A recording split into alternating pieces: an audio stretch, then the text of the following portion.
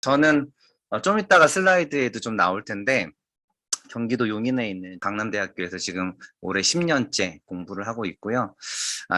연구와 아이들 가르치고 있고요. 주로 이제 도시재생 뭐 이런 연구들을 좀 하고 있어요. 근데 연구가 중요한 게 아니라 좀 제가 지향하는 건 약간 이런 것 같아요. 현장 가서 많은 분들 얘기를 듣고 좀 우리가 역동적으로 변하는 우리 사회를 공부하고 연구하고 좀 그러려고 노력을 많이 하고 있는 것 같다는 생각은 드는데 여전히 좀 부족합니다. 그래서 어디 가서 제가 저를 소개할 때 현장을 지향하는 학자이자 작가로 살아가고 있다. 뭐 이런 식으로 좀 소개를 하고 있고요. 어쨌든 뭐 대단히 유명한 사람도 아닌데 이렇게 참여해 주셔서 대단히 감사드리고 제가 오늘 강연이라고 그래서 준비를 좀 하긴 했는데 이 강연하다가 재우면 큰일 나잖아요. 졸리시면 안 되는데 부담감도 있고 지금 시간도 저녁 먹고 막 그런 시간이기 때문에 여러 가지로 부담도 되지만 그래도 무슨 생각을 하면서 책을 썼구나. 그 정도만 전달돼도 좋겠다. 나머지 부분들은 그냥 책 자유롭게 보시고 또 제 기본적으로 책 내용은 많이 얘기를 오히려 안 하려고 해요. 왜냐하면 안 읽으신 분도 계실 것 같아서 되게 부담 가실까 봐. 예, 그래서 네. 그래서 이제 책 얘기는 많이 안 하고 그냥 제가 평소에 어떤 생각을 하고 있는지 이런 생각을 이런 얘기들을 좀 위주로 좀 해 나갈까 합니다.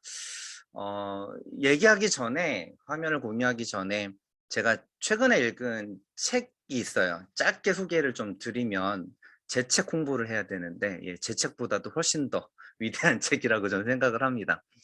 대전환이 온다라고 우리나라 말로 번역된 책이 있어요. 이게 그 영어로는 팀 휴먼인데 이제 처음에 제가 책을 딱 이제 보고 나서 대전환이 온다라길래 제 어딘가에 꽂혀 있을 텐데 제 연구실 어디에 뭐 찾아오긴 그렇고요. 대전환이 온다라는 그 이제 제목을 보고 이런 생각을 했어요. 지금 4차 산업혁명 막 코로나 팬데믹 그치 우리한테 무슨 전환이 필요하지. 그래서 막 이제 뭐 메타버스 얘기도 하고 AI 얘기도 하고 정말 우리한테 그러한 어떤 지침을 주는 책이구나. 뭔가 이렇게 혁신을 해야 된다. 이런 책이구나. 겠구나라는 생각을 했는데 어쨌든 제목이 괜찮으니까 도대체 어떤 전환을 얘기하나라고 해서 책을 좀 몇 장을 넘기다가 전혀 다른 대전환을 얘기하는 거예요. 어떤 대전환을 얘기하냐면 이제 좀 사람 중심으로 뭔가 인간성의 회복, 공동체의 회복이 정말 우리 가운데의 절실한 시대가 아닐까. 이렇게 4차 산업혁명, 코로나 팬데믹, 뭐 기후위기, 저출산 고령화, 현대사회를 관통하는 여러 키워드들이 굉장히 부정적이잖아요. 현대사회를 살아가는 우리들에게 긍정적인 메시지를 주는 키워드 하나도 없는데 이제 그러한 어려움 속에서 그 책은 인간성의 회복과 공동체 회복을 굉장히 강조하고 있어요. 중간은 조금 어려웠지만 근데 끝에 가면 이런 얘기가 있어요. 제 마음을 울렸던 게 뭐냐면 같은 생각을 하는 사람들을 찾아 나서라. 그래서 우리가 사는 이 세상은 팀 스포츠라는 거죠. 나 혼자 할 수 없고 함께 협력해서 경주하는 팀 스포츠다. 그래서 같은 생각을 하는 사람들을 찾아 나서라. 이런 그 말로 책이 끝나거든요. 그래서 아마 제 책도 좀 약간은 좀 비슷한 가치관하에 쓰였다라고 볼 수가 있어요. 같은 생각을 하는 사람들, 이 시대를 관통하는 어려운 키워드들을 우리가 다 인정하고 그런 어려움들이 우리 앞에 있을 거라고 생각을 하지만 그럼에도 불구하고 뭔가 좀 다른 방식으로 생각을 하는 사람들, 물론 제 사고방식이 이 사회에서는 아마 마이너할 거예요. 비주류일 거지만 그럼에도 불구하고 같은 생각을 하는 사람들을 찾아 나설 필요가 있지 않나 라는 어떤 생각을 하는 사람들이 많아지고 있다. 그래서 그런 얘기들을 좀 이 시간에 풀어나가도록 하겠습니다.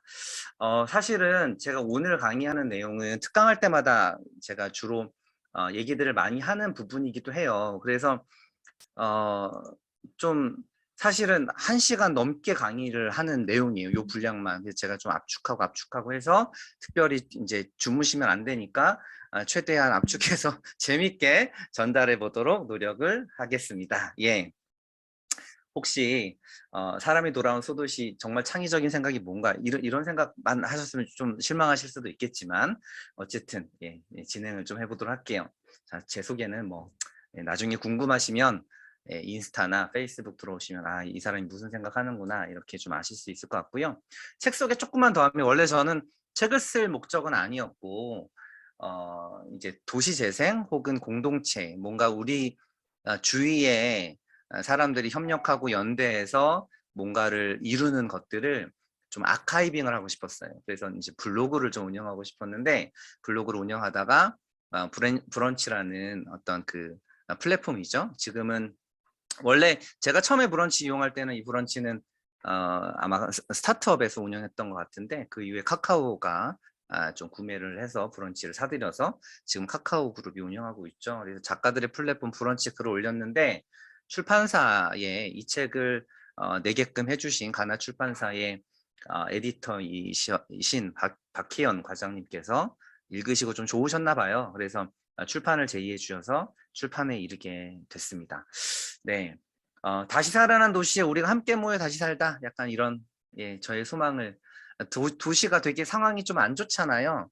우리가 자꾸 이제 도시 그러면 서울만 생각하는데 저는 경기도 안성이라는 데 살고 있는데 안성뿐만 아니라 이런 중소도시 가면 빈 공간도 되게 많고 환경적으로도 오염도 많이 됐고 뭔가 청년들 일자리도 없고 굉장히 살기가 퍽퍽해요. 그런 도시가 조금은 살아났으면 좋겠다. 근데 누가 살려요? 정부가 살리는 게 아니라 우리가 우리의 힘으로 좀 살렸으면 좋겠다. 그리고 그 도시에 우리가 모여서 함께 더불어 살았으면 좋겠다. 약간 이런 가치를 좀 담고 있는 책이다라고 볼 수가 있고요. 그 다음에 이제 조그만 화면이겠지만 보시면 이게 사실은 디자인 이렇게 책을 이제 혹시 내보신 분이 계신지 모르겠는데 책을 하다 보면 이제 디자인을 책 표지 디자인 제가 4개 받았어요. 그래서 제 지인들에게 투표를 했습니다. 그랬더니 이게 이 디자인이 꼴찌였어요. 근데도 제가 선정을 했습니다. 이게 꼴찌인데도 그런 이유가 약간 이 책의 가치를 담고 있는 거예요. 도시는 굉장히 다양한 어떤 공간들이 존재하죠. 녹지도 존재하고 그 다음에 공장지대, 회색지대 같은 데도 존재하고 오염된 땅, 브라운색도 존재하고 다양한 어떤 공간들이 존재하는데 그것이 퍼즐처럼 좀 이렇게 존재하는 거죠. 그래서 맞춰져서 도시가 이루어지게 되는데 그 도시에 우리가 조금 더 좋은 도시로 만들어서 함께 모여 살았으면 좋겠다. 이런 어떤 저의 기본적인 소망을 담고 있다라고 볼 수가 있겠습니다. 책은 뭐 너무 그 명징하죠. 첫 번째는 공동체, 두 번째는 공간, 세 번째는 콘텐츠 얘기를 담고 있습니다.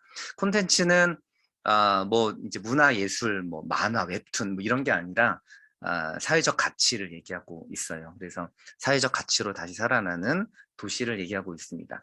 자, 이제 시간이 벌써 시작해서 20분이 흘렀는데 너무나 많은 시간을 잡아먹으면 안 되기 때문에 제가 이제 준비한 강연을 본격적으로 시작을 할 텐데 최대한 짧게 전달하도록 하겠습니다. 지금부터는 제가 이제 도시재생 사회적 경제 특강을 다닐 때마다 오프닝 때 강의하는 내용이에요. 그런데 아마 오늘 들어오신 분들도 한번 들어보시면 나쁘진 않을 것 같아서 제가 전달을 좀 해보도록 할게요. 뭐 질문인데 다 이렇게 정말 들었으면 좋겠지만 그 참여하신 선생님들의 의견을 들었으면 좋겠지만 또 나중에 우리가 한번 얘기를 해보도록 하고요. 강연은 그냥 어쩔 수 없이 쭉 이어서 하도록 할게요. 자, 질문 하나 하도록 하겠습니다. 여러분들은 선생님들은 합리적이신가요? 아니라고 지금 호주님께서 강하게 부정을 하고 계신데 합리적이라는 얘기를 듣기 싫어하는 사람은 없을 거예요. 다 합리적이라는 표현을 듣기 좋아하죠. 저도 이제 합리적이라는 얘기를 조금은 듣는 편이긴 한데 그런데 이제 우리가 소위 얘기하는 주류 경제학 있잖아요. 주류 경제학, 그러니까 거기서 얘기하는 합리적이라는 표현하고 우리가 인간 세상에서 우리끼리 얘기하는 합리적이라는 표현하고는 약간은 좀 다른 것 같아요. 그래서 주류 경제학에서 얘기하는 합리적은 아마 이제 많이 익숙하시죠. 이 말이잖아요. 경제적이다 이런 얘기죠. 그러면 경제적이다. 돈 버는 거 싫어하는 사람이 어디 있어요. 모두 다 부자 되셨으면 좋겠고 저도 뭐 돈 많이 벌고 싶은 소망이 있는데 주류 경제학에서 얘기하는 경제적이다라는 얘기는 한마디로 그거잖아요. 최소의 비용으로 최대 효과를 내자 이거잖아요. 우리가 이제 경제 그러면 물건을 파는 사람과 사는 사람이 있는데 사는 사람, 우리들이죠, 일반적으로. 사는 사람들끼리 얘기하기는, 그래서 그 사람들까지 얘기하면 너무 길어지니까 우리가 짧게 기업 입장에서, 그 기업을 운영하는 사람 입장에서 한번 얘기를 좀 해보도록 할게요. 기업 입장에서 최소의 비용으로 최대 효과를 내는 것을 우리가 경제적이다라고 하고, 이 얘기는 뭐 너무나 많은 분들이 아시는 얘기이기 때문에 되게 간단한 얘기죠. 근데 제가 좀 예를 들어서 좀 말씀을 드려볼게요. 그러면 기업 입장에서 장애인 있잖아요. 최소의 비용으로 최대 효과를 내기 위해서 장애인을 채용하면 될까요? 안 될까요? 안 되죠. 제 지인 중에, 제 책에도 짤막하게 일화가 소개되어 있는데, 제 지인 중에 아들이 경계선 지능장애, 지적지능인 친구가 있어요. 그래서 아들이고, 올해 이제 20살 정도 됐습니다. 그래서 저 선배, 근데 어쨌든 지인이라고 그냥 표현할게요. 지인의 아들이 있는데, 엄마가 어느 날 이렇게 얘기를 해요. 10,000원짜리 있죠. 네, 10,000원짜리를 딱 손에 쥐어주고 훈련을 좀 시켜야 되잖아요. 경계선 지능장애 그 장애인들은 좀 자폐보다는 자폐 스펙트럼이 넓지는 않으니까 그래도 좀 대화도 되고 그 다음에 의사소통, 일반적인 소통도 되고 가르침도 어느 정도는 된다고 해요. 뭐 저는 개인적으로 직접 경험해 보진 않았지만 제 지인 얘기도 그렇습니다. 그래서 훈련을 좀 시켜야 되니까 10,000원을 주면서 이렇게 얘기를 합니다. 누구야 이 10,000원으로 7,000원짜리 밥을 사 먹고 3,000원을 남겨와, 이런 얘기를 해요. 그래서 이 아들이 그 경계선 지적지능 아들이 10,000원을 들고 아파트 밖을 나갑니다. 거기까진 잘해요. 나왔어. 아파트 밖을 나오면 어때요? 상가들이 있잖아요. 그 상가를 한번 훑어봅니다. 훑어봤더니 식당이 있어요. 그래서 식당까지 들어가요. 큰 어려움 없이. 들어가서 이 아들이 메뉴판 한번 훑어봅니다. 이게 이제 나중에 식당 주인의 증언 때문에 이제 알게 된 거죠. 훑어봐요. 훑어봤더니 하필이면 그 식당이 모든 메뉴가 500원 단위인 거예요. 그래서 뭐 6,500원짜리 비빔밥, 뭐 7,500원짜리 제육볶음, 8,500원짜리 뭐 오징어 볶음 이런 식으로 있는 거죠. 그러니까 아들이 이 생각에 우리 엄마가 7,000원짜리 밥을 먹고 3,000원을 거슬러 오라고 한 거예요. 그런데 7,000원짜리 밥이 없는 거야. 그래서 이 아들은 부들부들 떨다가 주머니에 다시 10,000원짜리를 넣고 집으로 옵니다. 네, 그래서 10,000원짜리를 주면서 밥이 메뉴가 그 가격에 없다라고 떠듬떠듬 엄마한테 얘기를 하죠. 그 엄마가 나중에 그 사장님에게 그 얘기를 듣고 아들을 붙잡고 한참 울었습니다. 어떤 엄마가 7,500원짜리 제육볶음을 시킨다고 500원 더 썼다고 혼을 내요. 그죠? 6,500원짜리 비빔밥을 먹었다고 500원 덜 썼다고 혼을 냅니까? 근데 이 아들은 그 500원 때문에 혼날 수 있다는 생각을 한 거예요. 그래서 밥 먹기를 포기한 거죠. 배가 고플지언정. 되게 가슴 아픈 얘기입니다만 그나마 장애 중에 괜찮은, 뭐, 이 표현이 죄송합니다. 요새는 좀 많이 조심해야 되죠, 표현도.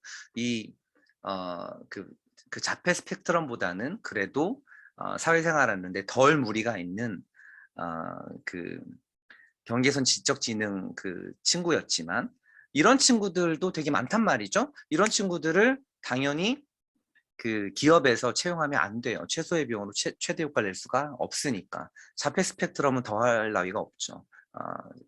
그런데 혹시 아시나요? 우리 사회에 얼마나 만큼의 장애인이 존재하는지 아시나요? 등록 장애인이 좀 작은 지방자치단체인 경우에는 한 5% 정도 있다고 합니다. 그리고 좀 많으면 한 7% 정도 등록 장애인이래요. 전체 주민 중에.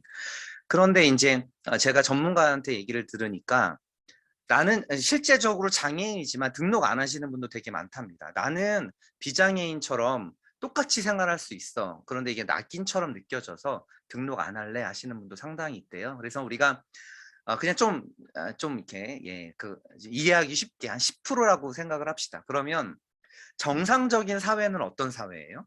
정상적인 사회는 예를 들어서 우리가 학교에서 수업을 들어요. 대학생들이. 이 강의실에 100명이 앉아 있단 말이에요. 그러면 그중에 10명은 장애인이어야 그게 정상적인 사회인 거죠.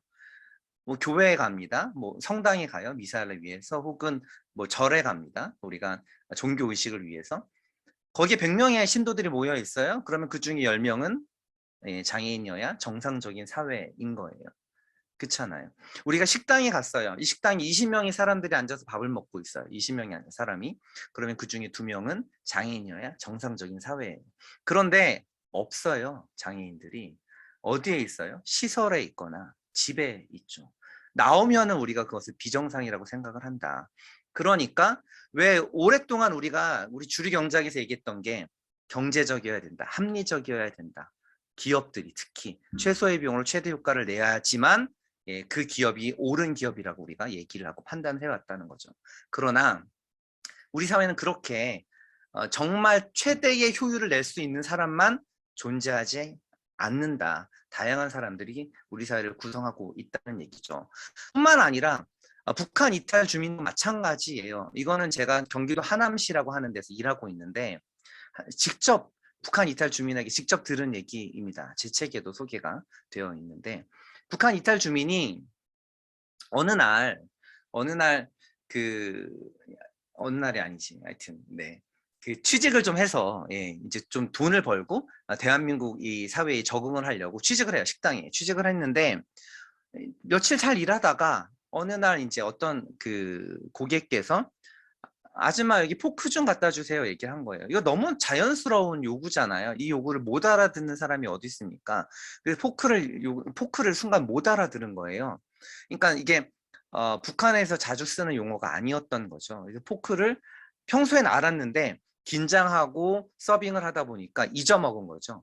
예, 그래서 우리도 되게 간단한 영어도 생각이 안 날 때 되게 많잖아요. 우리말조차도 생각이 안 난 거예요. 포크가 뭐지? 그런데 계속 포크를 갖다 달라고 보채시니까 포크를 못 갖다 준 거죠. 그래서 결국에는 이분도 나중에 답답하니까 화가 나고 손님도 화가 나고 손님의 입장도 이해가 되죠. 너무나 간단한 요구를 한 건데 이런 북한 이탈 주민도 당연히 기업에서 채용하면 안 돼요. 최소의 비용으로 최대 효과를 낼 수가 없으니까 말이죠. 경제적이란 얘기는 그런 분들을 우리 사회에서 약간은 도태시킬 수가 있다라고 하는 겁니다. 그래서 그렇게 사는 사람들을 그렇게 기업을 운영하면 이성적인 사회를 위해서는 우리가 그러한 사회적 아픔들이 조금은 가려져야 된다라고 굉장히 오랫동안 배워왔고 그것이 너무나 자연스러운 것처럼 받아들여지고 있다라고 하는 거예요. 지금 우리 사는 사회에서 최근에 우리의 모습들은 조금씩 변하고 있지만 너무나 오랫동안 자본주의 자체가 잘못됐다 뭐 그런 얘기를 하는 것이 아니라 자본주의 사회에서 오랫동안 우리에게 얘기했던 것 최소의 비용으로 최대 효과를 내야 돼.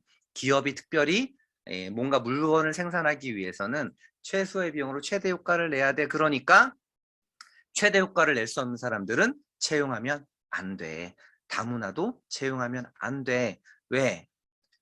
서툴잖아요. 결혼 이주 여성들 언어도 잘 안 되고 채용하면 안 돼. 북한 이탈 주민 채용하면 안 돼. 이렇게 얘기를 해왔다. 장애인도 마찬가지고. 네. 그리고 그렇게 해야만 마치 이성적인 것처럼 얘기를 해왔다는 거죠. 네. 근데 어떻게 보면 너무 이기적이지 않나요? 그런 생각을 해봅니다.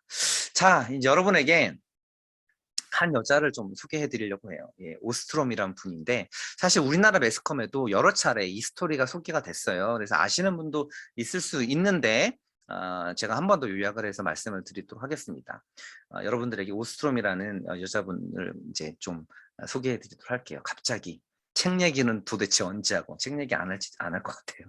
네, 어떻게 생기셨습니까? 좀 인자한 할머니 같죠? 옆집 할머니. 네, 그냥 우리 옆집 할머니라고 생각하셔도 될 것 같아요. 이게 미국 분이시긴 한데 1933년에 출생하셔서 2012년에 사망하셨습니다. 제가 좀 늦둥인데 우리 아빠가 아직도 우리 아버지는 아빠라고 하는 걸 좋아해요. 그래서 제가 아버지가 이름 잘 붙지 않습니다. 아버지라고 하면 되게 멀게 느껴지신데요. 근데 뭐 어쨌든 38년생이시거든요. 근데 아직 정정하세요. 그렇게 따지면은 조금 일찍 돌아가셨다라고도 볼 수 있습니다. 자, 이제 나이가 이제 지금 살아 계시면 이제 거의 이렇게 한 90 정도 되셨겠죠? 거의. 네, 90 정도 되셨을 텐데 저 시대를 우리가 생각을 해봐야 될 것 같아요. 미국이란 나라가 되게 위대한 국가, 막 세계 선도 국가, 주요 국가, 뭐 선진국 중에 선진국, 뭐 경찰 국가, 막 이렇게 우리가 많이 이렇게 치켜 세워줬지만 과연 트럼프 대통령 시대도 그랬는지 잘 모르겠고, 최근에 백신 코로나 팬데믹에 대처하는 거 보면 과연 미국이 선진국인가 막 이런 생각도 우리가 하게 되죠. 어쨌건 미국이란 나라는 아직도 남녀 차별이 굉장히 좀 심한 나라예요. 유리천장을 깨기가 힘들고 젠더 이슈를 얘기하고자 하면 아니에요. 요새 저도 대학에서 강의하다 보면 요새 젊은 친구들이 젠더 이슈에 굉장히 민감한데 그 얘기를 하는 건 아니고 그냥 그 시대의 상황을 얘기하는 겁니다. 우리는 어쨌든 좀 결과가 안 좋았지만 여자 대통령을 배출했잖아요. 대한민국 위대한 국가입니다. 근데 미국이라는 나라는 우리나라보다 4배 이상 되는 그 헌정 그 역사에 한 번도 여자 대통령이 배출되지 않았어요. 그런 거 보면 얼마나 유리천장이 심한지를 알 수 있겠죠. 오스트롬이 대학을 다녔을 50년대도 마찬가지였어요. 자, 그런데 오스트롬 이 되게 평범하게 생긴 인자하게 생긴 이 분이 2009년 노벨 경제학상을 수상하십니다. 좀 달리 보이죠? 예, 이제 좀 뭔가 이 사람에게 위대한 점이 있을 것 같아요. 달리 보이는데 이 사람이 위대하다고 평가받는 이유가 2가지가 있습니다. 먼저 말씀드리면 네, 최초이자 현재까지 유일한 여성 노벨 경제학상 수상자예요. 네, 여자로서 노벨 경제학상을 받는 경우가 종종 있는데 그 노벨상을 근데 경제학상을 받은 사람은 이 사람이 유일합니다. 왜 그런지를 네, 짧게 설명을 드려볼게요. 자, 1950년대 미국의 서부에 있는 모 대학, 명문 대학의 강의실로 한번 가보도록 하겠습니다. 20살의 오스트롬이 1학년 1학기에 대학 강의를 듣기 위해 강의실에 앉아 있어요. 이 강의실에는 경제학과로 입학한 200명의 동기생들이 같이 첫 번째 경제학 원론 수강을 하기 위해서 앉아 있습니다. 강의실 한번 그려보세요. 우리 미드 같은 거 보다 보면 둥그런 강의실 있죠? 이렇게 원형 강의실, 좀 이렇게 극장형처럼 거기에 200명의 학생이 앉아 있는 거예요. 오스트롬은 가난한 농부의 딸로 태어났어요.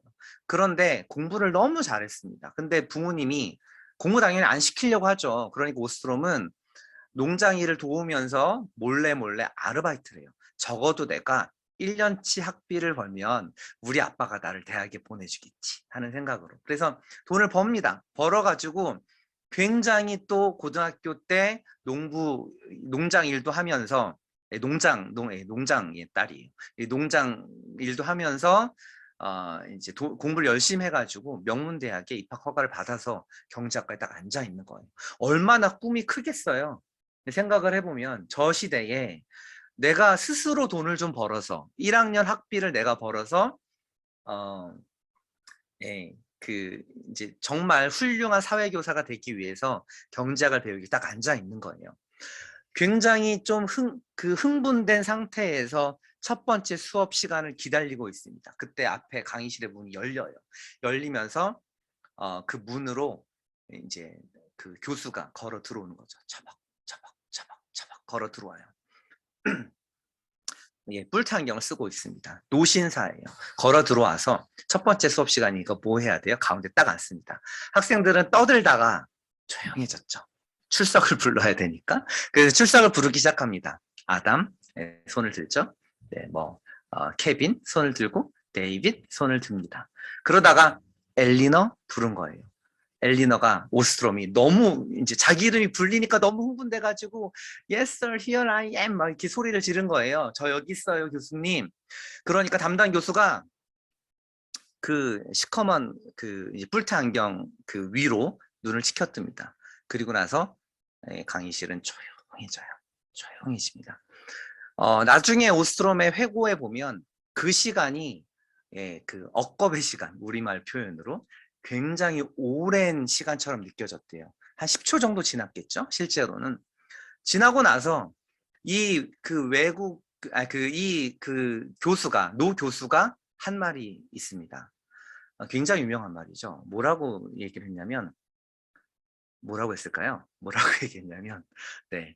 젠더 이슈 아니에요. 여러분 너무 긴장하지 마시고. 뭐라고 얘기했냐면 여자는 복잡한 수학을 이해할 수 없어. 너 나가. 그런 거예요. 오스트롬한테. 경제학을 하려면 수학을 잘해야 되잖아요. 수학을 잘하니까 거기 와 있겠지. 근데 너 나가 이런 거예요. 이 농담이 아니었던 거예요. 지금 같으면 큰일 나. 지금 같으면은 막 이게 뉴스에 나죠. 예, 취재에 오고 아마 그 교수는 잘릴 거예요. 근데 저 시절엔 저랬다니까요. 그래가지고 오스트롬이 울면서 나온 거예요. 이게 농담이 아니니까. 나와서 수강 변경을 합니다. 어쩔 수 없이 1학년 수강 신청하긴 글렀으니까 2학년 쉬워 보이는 과목을 수강 신청을 해서 들어가요. 들어갔더니 그 교수는 이렇게 얘기하는 거예요. 야, 여자는 대학 왔으면 교육학을 배워야지. 교육학을 배워서 네 자녀나 잘 가르치면 돼. 라고 얘기를 한 거죠. 그래서 또 수강 신청 변경을 합니다. 그랬더니 그 교수는 이러는 거죠. 야, 여자는 대학 왔으면 문학을 해야지. 문학을 해서 아름다운 시를 써가지고 네 남편을 즐겁게 해주면 돼. 이런 얘기를 한 거예요. 얼마나 큰 충격을 받았겠어요. 그리고 나서 오스트롬이 깨달은 거예요. 200명 중에 여자가 자기 혼자였다는 거. 왜 경제학상 수상자가 여자가 혼자인 줄 알겠죠. 경제학은 미국과 영국이 다거든요. 뭐 지금까지도. 예, 그런데 뭐 경제학 조금 뭐 연구 조금 한다고 뭐 이게 노벨상 주는 거 아니잖아요. 오랜 시간 연구 업적을 쌓아야 되는데 그럴 만한 여자 자체가 없었던 거예요. 예, 그러한 가운데 공부를 한 거죠. 그러니까 경제학 공부를 못 해요. 예. 노벨 경제학상 받은 오스트롬이 경제학을 제대로 배워본 적이 없습니다. 아이러니하죠. 자, 그런데 오스트롬이 훨씬 더 위대한 이유가 하나가 더 있습니다. 뭐냐면, 근데 이제 이게 지금 현재까지라고 되어 있는데 한 분 더 받았어요. 작년에. 그런데 어쨌든 그 두 번째 그 두 명이 됐는데 노벨 경제학상을 수상한 어쨌든 이 강의안이 만들어질 때까지 예, 그때까지 얼마나 많은 노벨 경제학상 수상자가 있겠습니까? 그 중에 유일하게 비주류 경제학으로 노벨 경제학상을 받은 최초의 사람이 바로 엘리너 오스트롬이에요. 그럼 비주류 경제학은 뭐냐? 너무 어렵게 생각하지 말고 쉽게 생각을 하면 주류 경제학은 이런 얘기죠. 예, 최소의 비용으로 최대 효과를 내야 돼. 예, 시장에 웬만하면 개입하지 마. 시장은 가만히 두면 효율적으로 돌아갈 거야. 그리고 기업은 즉 서플라이어죠. 서플라이어는 어, 최소의 비용으로 최대 효과를 내기 위해서 노력을 해. 그럼 성장할 거야. 그리고 이제 수요자들도 예, 니들도 네가 가지고 있는 정보로 최소한 그 이제 최대한 그한 효율을 내기 위해서 예, 행동을 해. 그러면 너도 예, 좋은 액터가 될 수 있어라고 하면서 그러면 경제가 성장하고 국가 간의 경제가 성장하다 보면 무역도 이루어지고 뭐 이럴 거야. 규제는 하지만 이게 주류 경제학이잖아요. 근데 오스트롬은 비주류 경제학을 얘기한 거예요. 주류 경제학의 기본적인 마인드 뭐예요? 아까 얘기했죠. 사람은 이기적이다. 이기적이다를 넘어서 이기적이어야만 한다라고 얘기를 한 거예요. 그런데 오스트롬은 뭐라고 얘기하냐면 그런 게 아닐걸? 사람은 호혜적이야. 자, 오스트롬 왜 이런 얘기를 하게 됐냐면 그동안의 경제학자들은 글로 경제학을 배웠죠. 자기들끼리 이론적으로 연구하면서 경제학을 배우고 그 경제학을 자본주의 시스템에 적용을 해서 그 이론이 현장에서 받아들여지도록 어떻게 보면 강요한 학자들이에요. 그들은 위대해. 그것이 맞아요. 그러나 오스트롬은 그런 경제학을 안 가르쳐 주니까 진짜 사람들이 그렇게 이기적으로 경제활동을 하는가를 돌아다녀 본 거예요. 돌아다녀 본 거예요. 그랬더니 현장의 사람들은 호혜적이더라. 호혜적이란 얘기가 뭐예요? 내가 잘 되는 만큼 남도 잘 됐으면 좋겠다라는 생각이 있다는 거예요. 이기적인 그 마인드가 사람을 부자로 만들어준다라는 거 결국 경쟁하라는 얘기잖아요. 경쟁에서 도태된 사람들은 낙오시키고 경쟁에서 이긴 사람들이 돈을 많이 벌고 좀 남으면 도태된 사람들 좀 줘라 라고 하는 게 기본적인 어떻게 보면 주류 경제학의 기본 철학이자 밑바탕에 깔린 사고란 말이에요. 그런데 현장에 가보니까 그렇지가 않더라. 그래서 우리가 그 오스트롬의 얘기를 좀 더 들여다보고 싶은데 그러기엔 또 시간이 너무 가니까 좀 뛸게요. 예, 주류 경제학자들은 공유주의 비극을 얘기하는데 오스트롬은 공유주의 희극을 얘기하더라. 뭐 이 얘기를 너무 공유지가 뭐냐부터 얘기하게 되면 너무나 기니까 간단하게만 네, 제가 이렇게 불이 꺼졌죠. 방에 이게 센서예요. 학교가 나름 이 녹색 잠깐만 이렇게 춤을 추면 다시 켜집니다.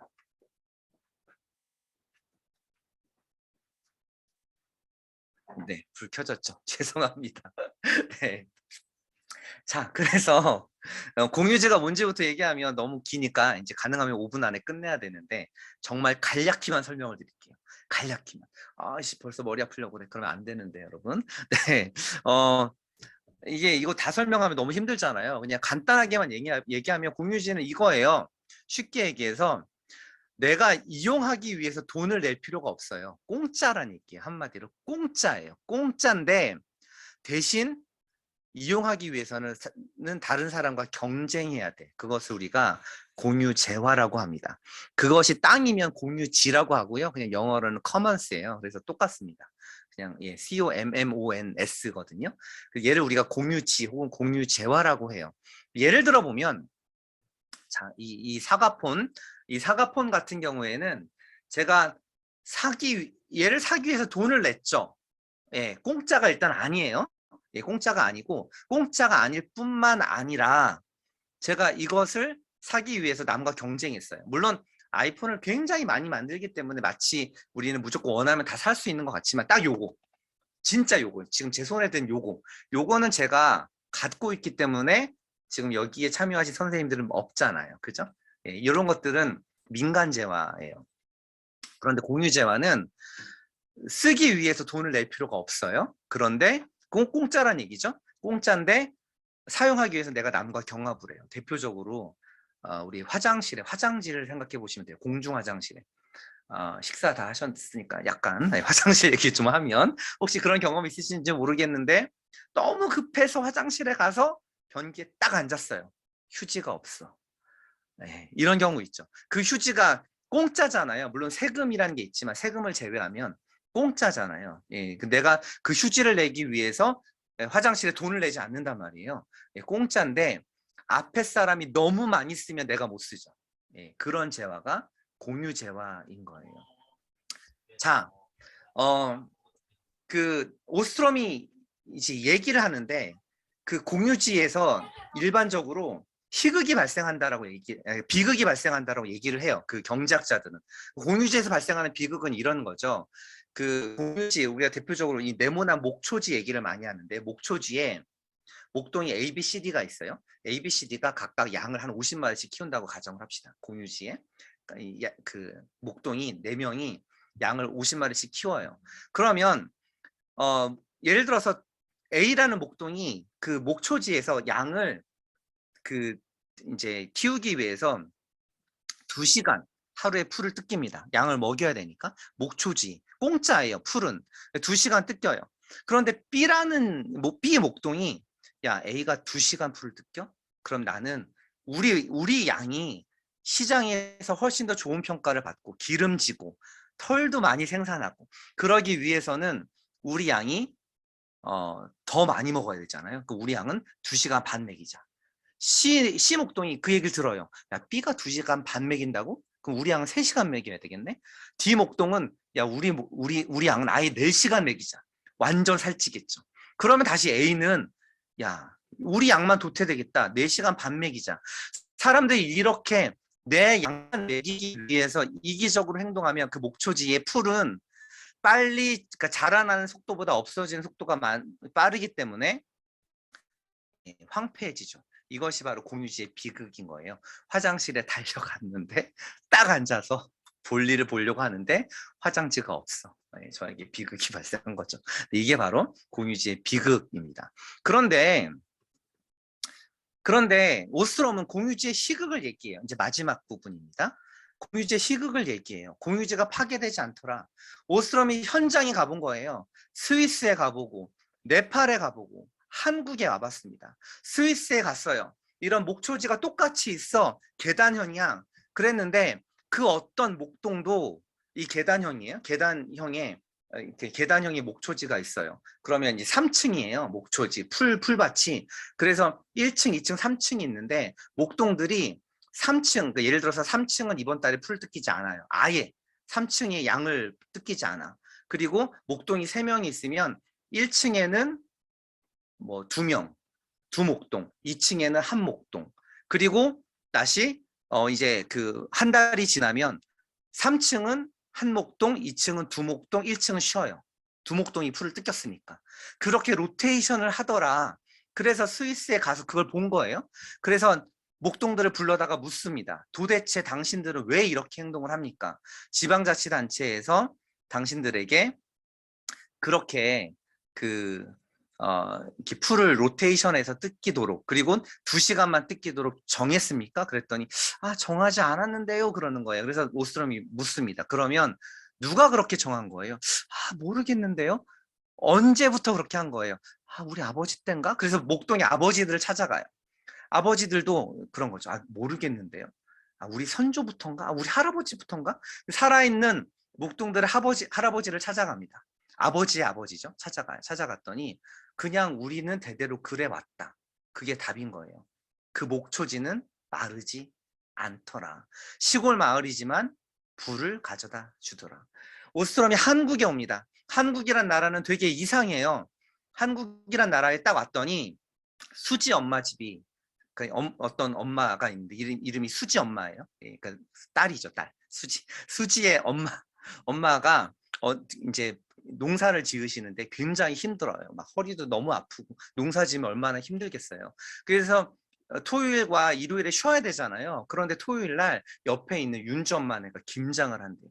수지 엄마가 그 힘든 몸을 막 일으켜가지고 이제 윤주 엄마네 집으로 가는 거예요. 가면서 막 아이고 나 죽겠네 하면 윤주 엄마네 집에 가요. 그래서 오스트롬이 묻습니다. 수지 엄마한테. 아니 수지 어머님, 이렇게 얼마 받기로 했어요? 그랬더니 수지 엄마가 갑자기 머리가 띵한 거예요. 내가 왜 돈 얘기를 하지? 돈 때문에 가는 게 아니잖아요. 수지 엄마네 집에 가서, 윤지 엄마네 집에 가서 수지 엄마가 얻는 건 뭐예요? 유일하게 얻는 거. 보쌈 한 점이죠. 돈 안 받잖아, 우리는. 한국 사람들은. 그래서 윤지 엄마네 집 김장을 도와요. 그리고 나서 시간이 지나면 윤지 엄마는 수지 엄마네 집에 와서 돕더라. 한국 사람들은 이런 시스템이 있는데, 이러한 시스템을 부르는 명칭도 있어요. 뭐예요? 품앗이. 이게 집단적으로 일어나면 두래. 오스트롬이 이제 깨닫기 시작한 거죠. 이기적인 어떤 주류 경제학이 지배하지 않는 뭔가 비주류적인 사고, 호혜성, 나만 잘 되는 게 아니라 내가 잘 되는 것만큼 남도 잘 됐으면 좋겠다. 이게 뭐예요? 황금률이죠. 어떻게 보면 정의예요. 정의로운 사회. 그래서 이러한 사회를 만들어 가려고 하는 사람이 존재하는구나 라는 결론을 내리고, 관련해서 박사 논문을 네팔의 시골을 사례로 씁니다. 그 연구만 해가지고 노벨 경제학상을 수상하게 되죠. 전달하고 싶은 얘기는 일단 다 해드렸습니다. 책 얘기는 하나도 안 해서 네. 책이 이제 3가지로 있잖아요. 3가지 부서로 있다고 제가 말씀드렸잖아요. 그러니까 책을 쓰기 전에 저에게 들었던 생각은 이거예요. 누구나 다 좋은 부동산에 살고 싶죠. 네, 내 집값이 올랐으면 좋겠죠. 그러한 우리의 이기적인 욕망들은 나쁜 것은 아니에요. 그러나 그것이 너무 극대화되면 그 사회에 우리가 살아갈 때 과연 행복할 수 있을까를 제가 고민을 하는 거죠. 물론 행복한 사람들이 있어요. 자, 그런 사람들은 그런 사람들끼리 살려고 내버려 두자는 거예요. 내버려 둬. 저는 우리 팀만 존재하면 돼. 아까 강의 시작할 때 제가 소개했던 대전환이 온다의 마지막처럼 같은 생각을 하는 사람들을 찾아 나서라. 도시는 어떤 모습이어야 되겠는가? 저는 그렇게 생각을 하는 거죠. 뭔가 이 도시에는 낙오자도 있고 장애인도 있고 다문화 가족도 있고, 뭔가 우리 사회에 약자로 불릴 만한 집단들도 존재하는데, 그 사람들과 더불어 살아가는 연습들을 해야만 우리 후대들이 보고 배우는 게 있지 않을까.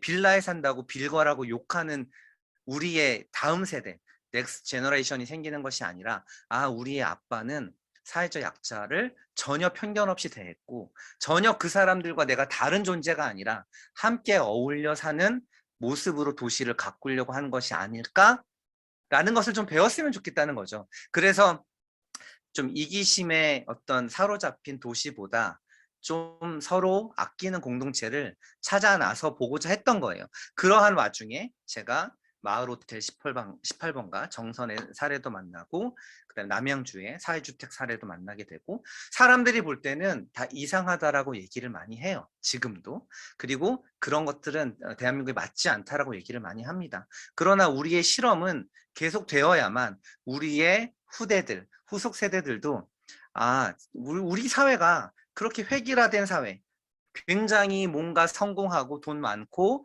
뭔가 많이 배우고 그런 사람들만 행복하고 잘 사는 사회가 아니라, 뭔가 나는 조금 부족할 수 있어요. 신체적으로. 그러나 예전하고 우리가 사고방식이 많이 달라지고 있잖아요. 뭔가 내가 앞을 못 봐요. 앞을 못 보면 다른 감각들이 살아나잖아요.